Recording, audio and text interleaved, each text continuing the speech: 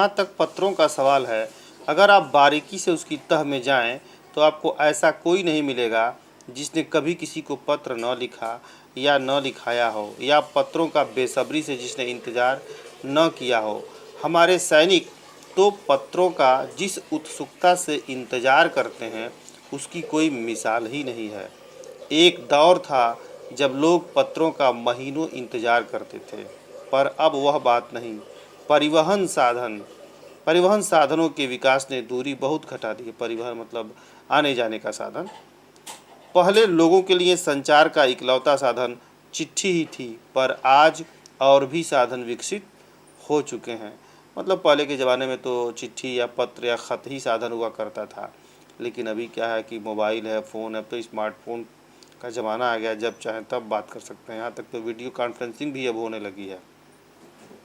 आज देश में ऐसे लोगों की कमी नहीं है जो अपने पुरखों की चिट्ठियों को सहेज और संजोकर विरासत के रूप में रखे हुए हों, या फिर बड़े बड़े लेखक, पत्रकारों, उद्यमी, कवि, प्रशासक, सन्यासी या किसान, इनकी पत्र रचनाएं अपने आप में अनुसंधान का विषय हैं। पहले के लोग या आज भी जो साहित्य प्रेमी लोग हैं, वे बड़े बड़े लोगों का पत्र सहेज करके रखते हैं। जैसे सुभाष चंद्र बोस के पत्र सहेज के रखे गए हैं, भगत सिंह के पत्र रखे गए हैं, चंद्रशेखर आज़ाद के पत्र रखे गए हैं, महात्मा गांधी के पत्र रखे गए हैं, है ना। तो इन पत्रों को समय समय पर प्रकाशित भी किया जाता है, और आज भी ये रिसर्च का विषय, अनुसंधान मतलब खोज, रिसर्च का विषय है।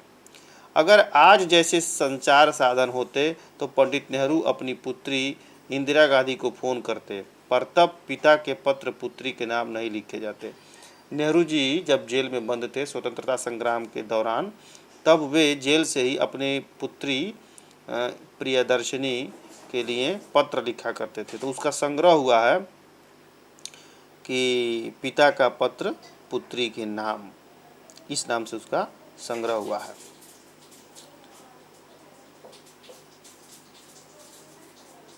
पत्रों को तो आप सहेज कर रख लेते हैं, पर एसएमएस संदेशों को आप जल्दी ही भूल जाते हैं।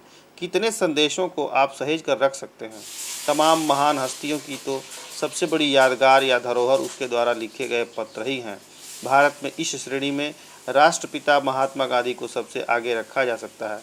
दुनिया के तमाम संग्रहालय जानी मानी हस्तियों के पत्रों का अनूठा संकलन भी हैं।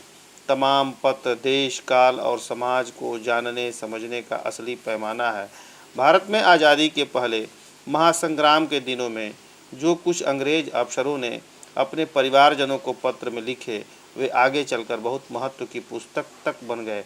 इन पत्रों ने साबित किया कि यह संग्राम कितनी ज़मीनी मजबूती लिए हुए था। तो आपने देखा है कि महात्मा गांधी के पत्रों का संग्रह सिर्फ अपने ही देश में नहीं हुआ है, दुनिया के तमाम देशों में भी हुआ है। अब देखिए बात आती है एसएमएस की। हम लोग मोबाइल फ़ोन पर एसएमएस भेजते हैं या एसएमएस पढ़ते हैं, लेकिन कौन है जो आज तक एसएमएस को संजो करके रखा है, उसका संचय करके रखा है? जैसे ही एसएमएस का इनबॉक्स भरता है, मोबाइल का इनबॉक्स भरता है, तो तुरंत उसमें आता है कि इतना इसमें से मिटाइए, इसमें जगह नहीं है, और आप मिटा देते हैं। लेकिन यदि वही पत्र होता तो वह लिखित रूप में आपके पास धरोहर के रूप में पड़ा रहता। इसलिए पत्र का अपना एक विशेष महत्व है।